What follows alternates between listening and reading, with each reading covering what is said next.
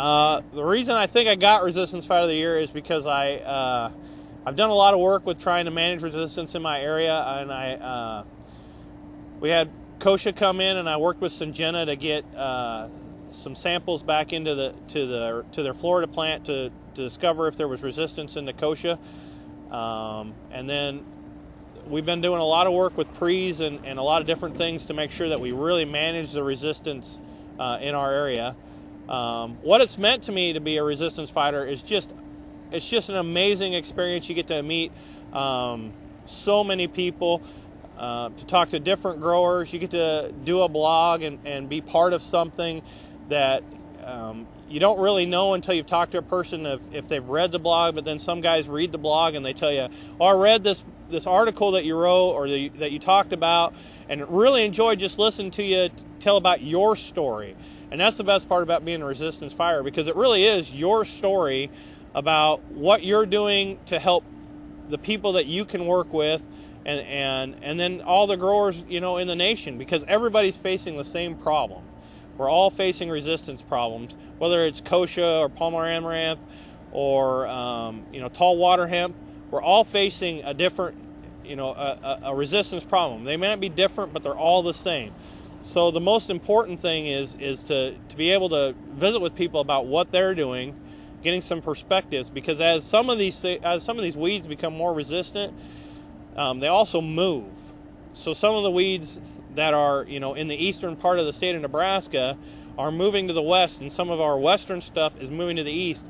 And for feed and things like that, things get moved so quickly that we need to know how to react when we do discover different resistance.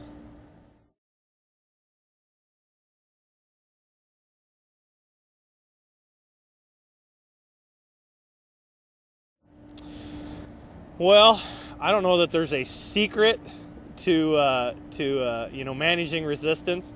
I'm blessed, truly blessed, to work with a great group of growers. We're able to talk about what we see out in the fields, and they are very vocal about how they want their fields to look, and how they want to keep managing things going forward for their next generation. And that has been a truly blessing for me as I become more aware of what resistance we have. We don't manage every field the same, but we do manage our styles year by year about the same in our area. So that way we can really focus on managing multiple resistance versus just one, because that was our big step for our area, was to understand that we only may have one resistance right now. We may have one resistant weed, but in a couple of years we may have 10 resistant weeds, and if we don't manage that today, that one problem that we have will be so bad that we won't be able to do anything for it. So for us, really focusing on doing some things early today really will help the next generation coming in.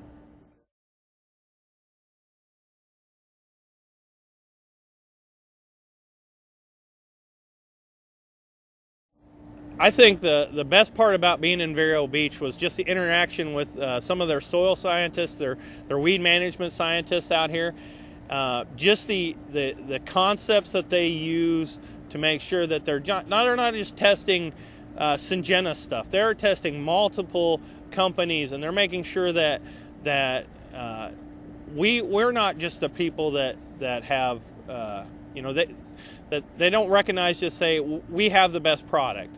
They say this is the best product to control what resistance you have. And they're really, Syngenta, I say, was really focusing on that.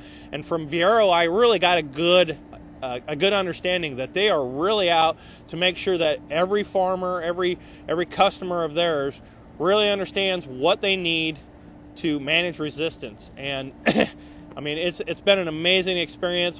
We witnessed so many things, and I had such a great interaction today. It was just a great time here at Vero Beach, and I'd like to come back anytime they want me to come. I'll be here. So if they want it tomorrow, I'll be back. So.